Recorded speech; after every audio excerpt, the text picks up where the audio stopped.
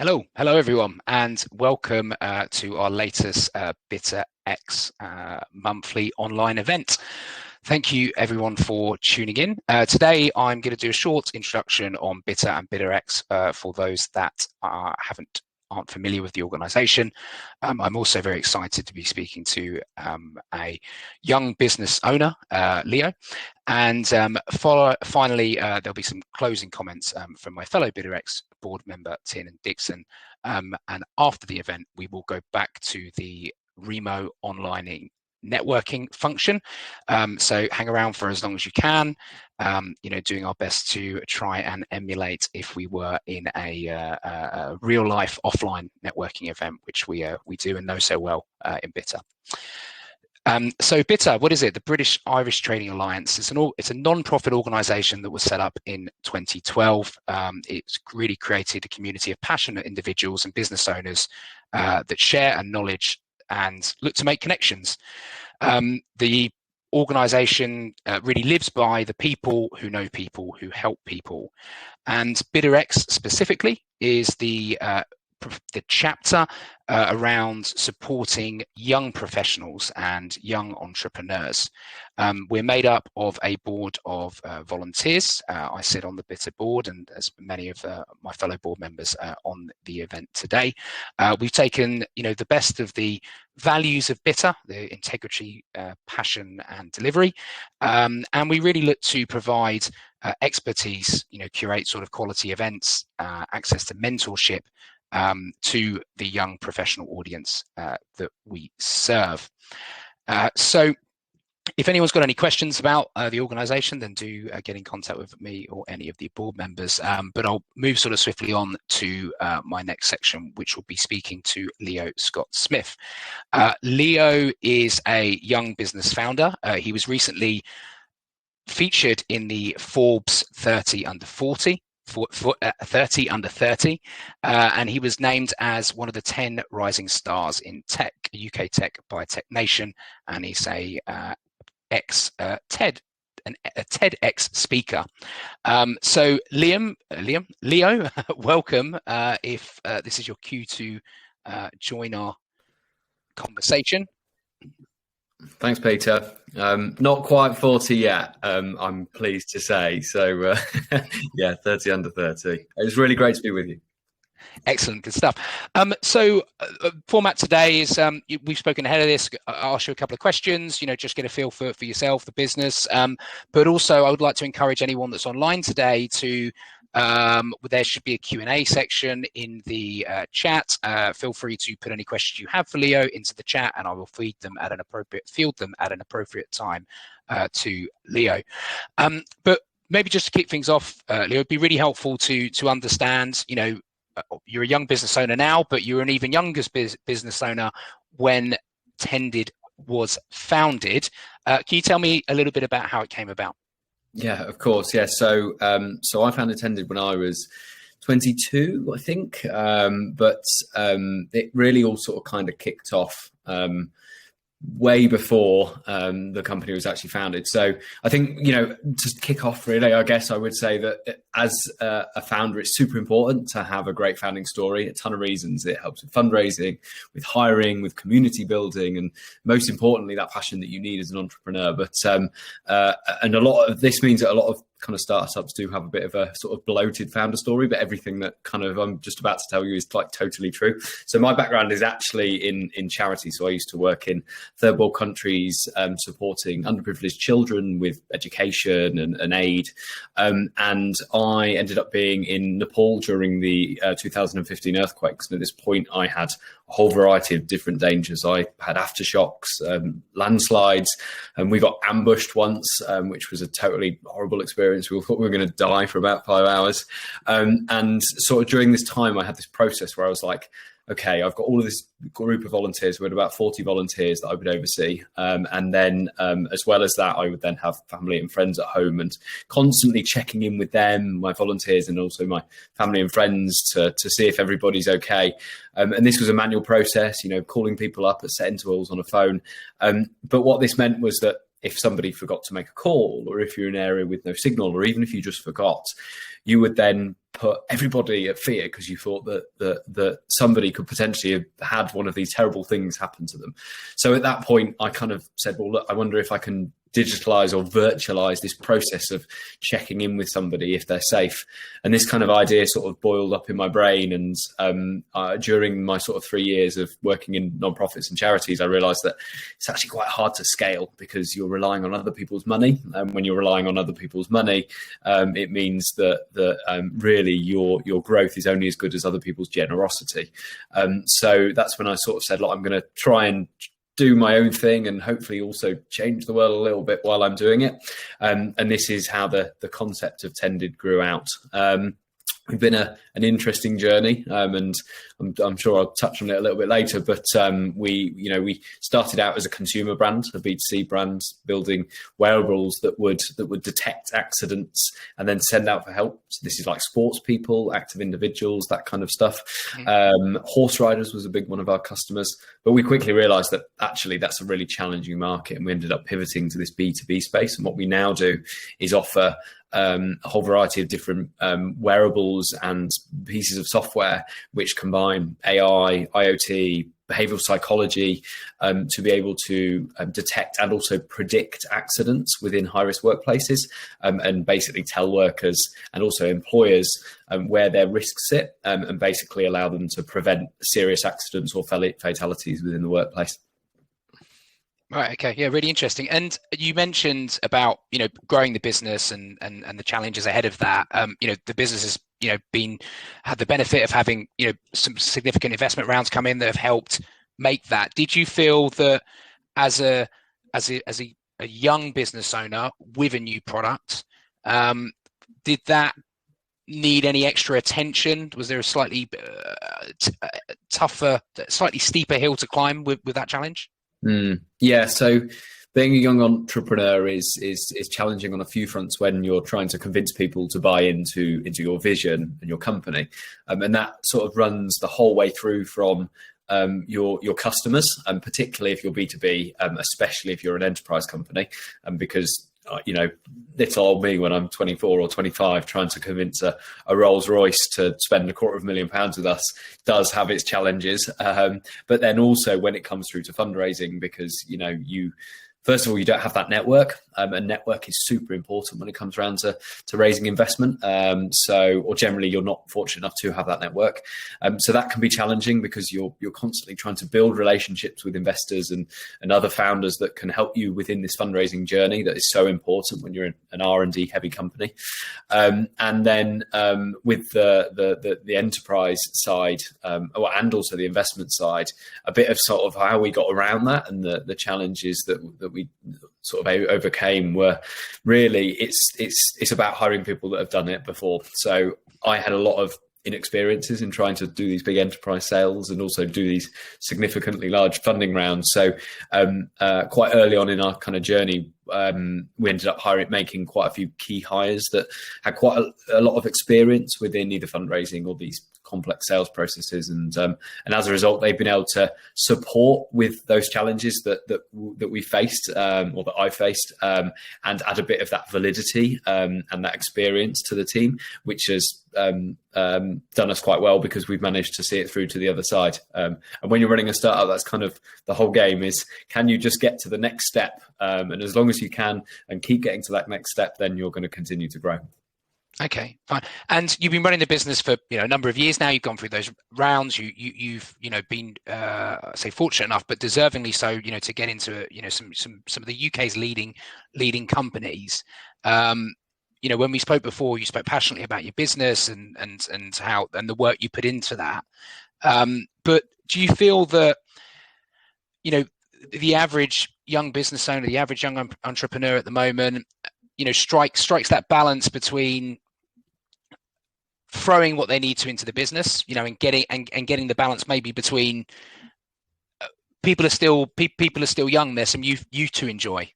That's a super interesting question. It's a good one. It's something that only recently I've started to think a lot more about, and actually push through in the company as well. So I think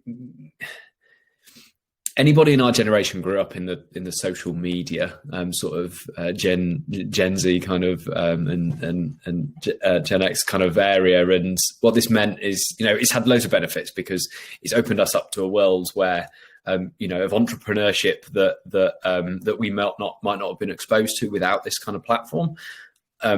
But as well as that, it's also created some truly incredible entrepreneurs. But I think it's also brought a lot around this like hustle culture. So if you're not kind of familiar with that, I'm sure you've probably all seen it on Instagram and things. It's the people that are, up at 5 a.m. or say they're up at 5 a.m. and then they're meditating for like half an hour and then working for 16 hours and only eating like raw broccoli throughout the day or something. Like, that is not sustainable. For some people, it might be at an absolute push, but like there's only so long that you can do that for. And I'm probably kind of talking a little bit from experience from that, because I did that, maybe not the raw broccoli and the meditating for an hour, but, I had this kind of like hustle game and a lot of grind for like 3 years. And it's important. Like, I'm not saying that you shouldn't do it. Like, one of the main reasons why people are successful is because they work really, really hard. However, if you work so hard and you don't give yourself that break, you will reach a point where you hit a brick wall, and it becomes really hard to come out of that. And I'm speaking from a little bit of experience, to be honest. I think it was maybe about half a year ago, where at the point of this working for such a long time, where I went, I've lost all my enthusiasm and everything, and it took like 6 weeks for me to really get that sort of love back in the business. And it was just because I've worked so hard. And I think that's something that really needs to be reflected upon. And for those of you that are in the audience that employ people, look out for those kind of signs within your staff as well. We've got quite a few young staff that are working super hard to try and grow and prove themselves and things, and that can become challenging in itself, because when they lose that enthusiasm, getting it back because they don't have such a big stake can be even harder. So we've implemented things like free therapy for all of our staff, and duvet days, where people can book a day off if they just feel like they need a bit of time, and I think that's super important. And I think that over the next few years, it's going to become more and more important in terms of how mental health should be reflected, particularly in entrepreneurs.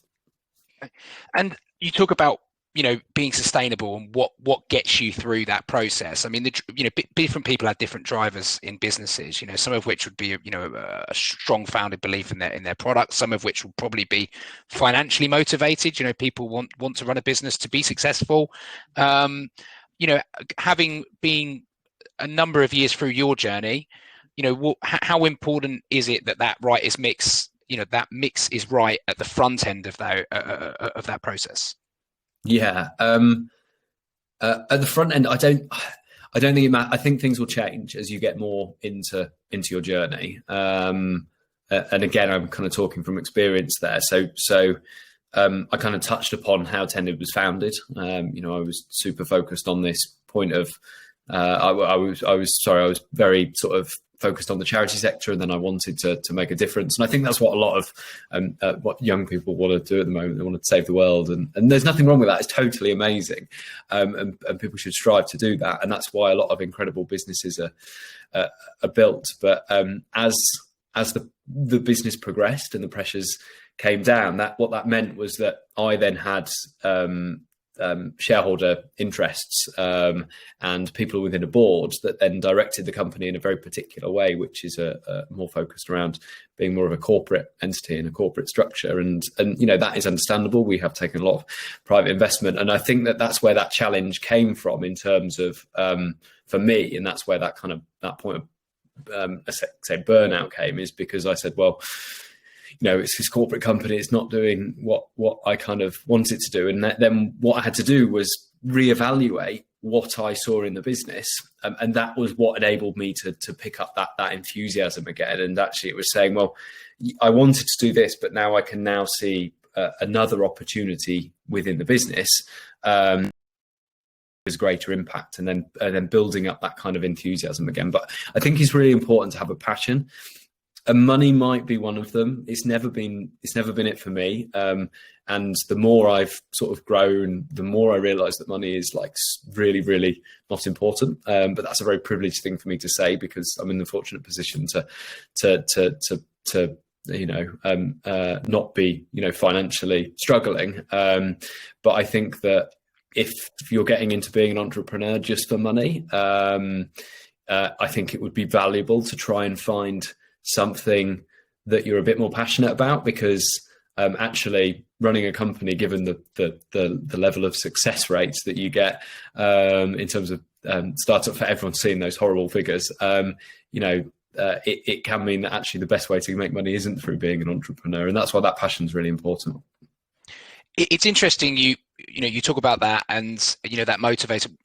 We've spoken before about your about the founders pledge. I was wondering if you could speak a bit more about why you felt that's something that you've got involved with. Yeah. So amazing question. Founders Pledge is something that I'm super passionate about. So just to give everybody a bit of a background around Founders Pledge, it's an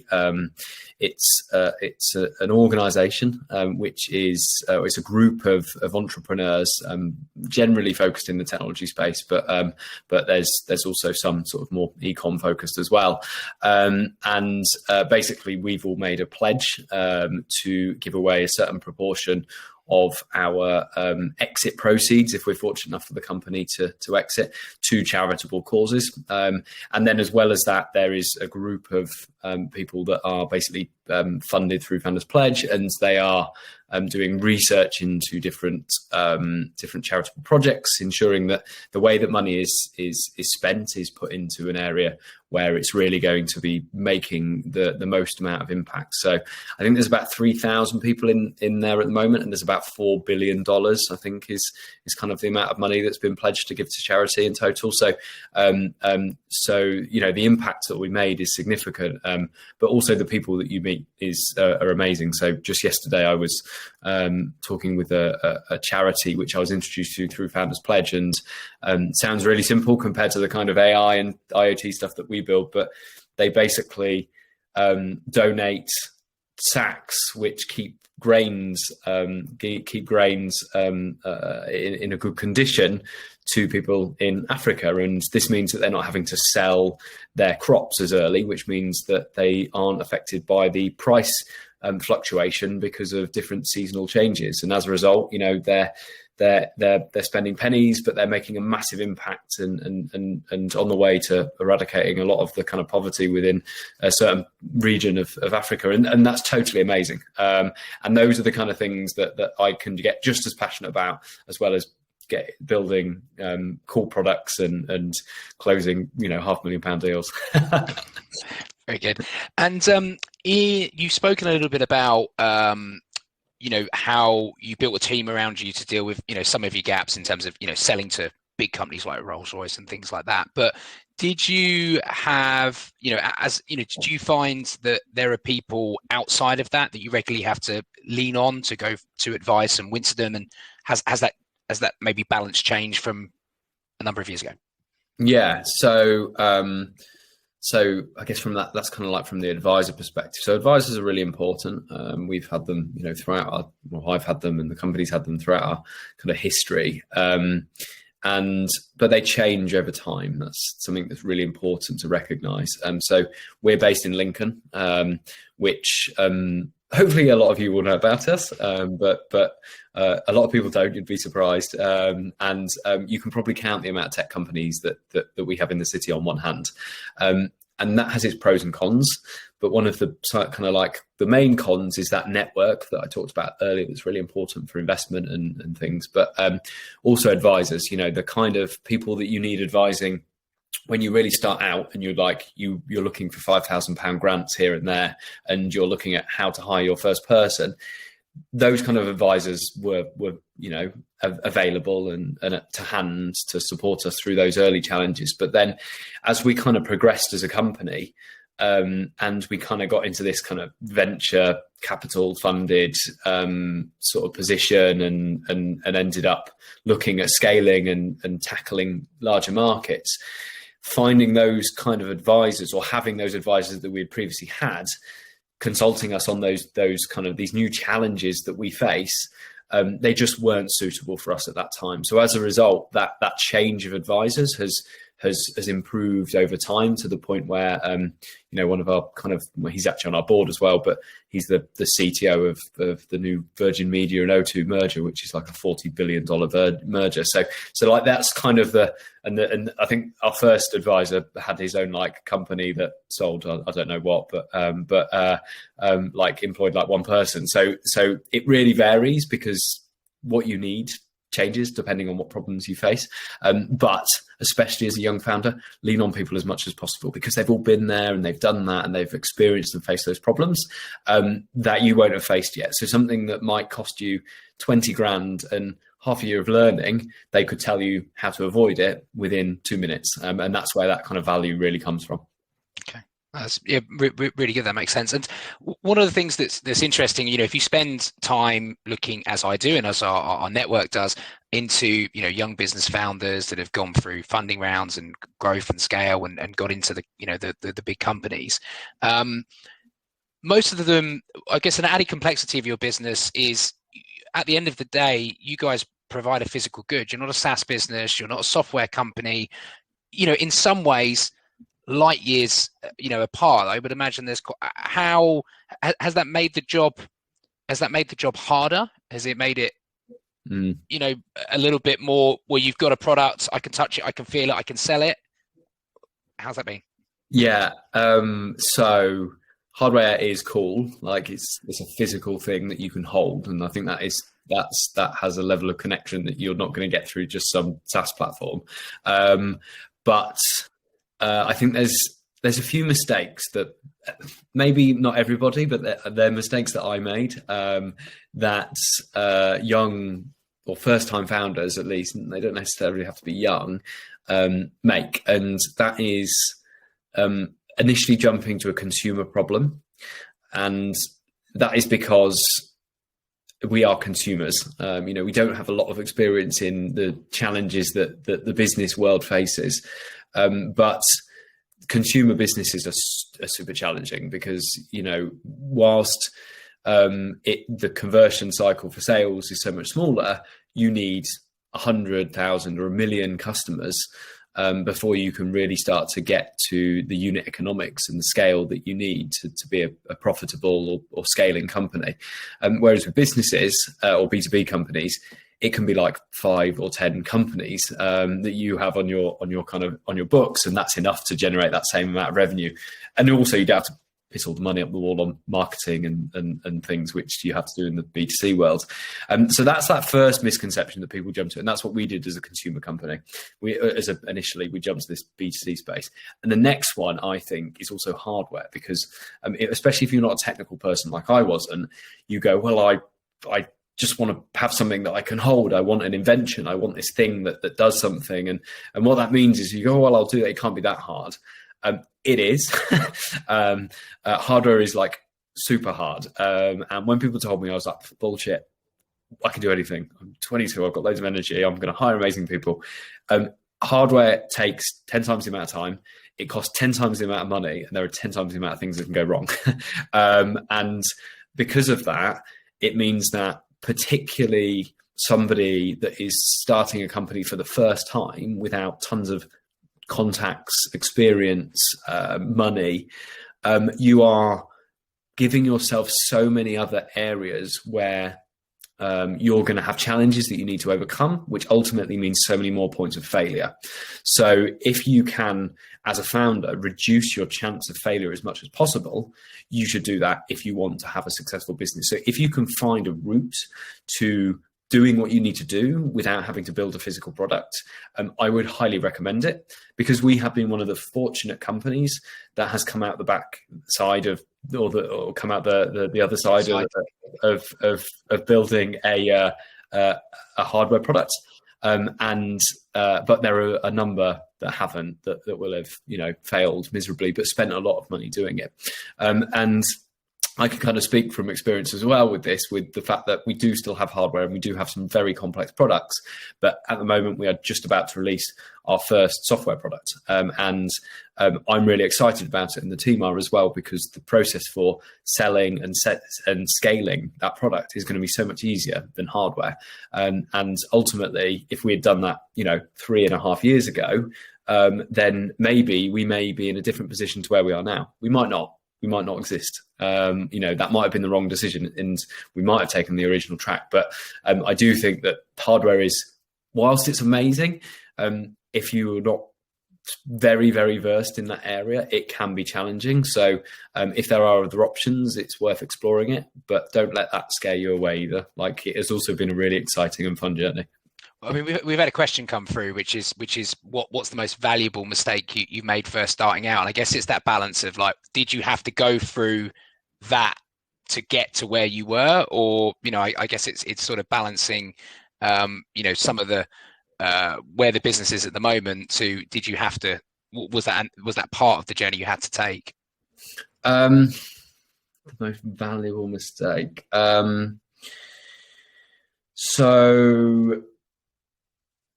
I think there's a few on that. So when I think it would have been really important. So we spent the first 18 months of our sort of company building this B2C product out, and we learned a lot. We spent a lot of money.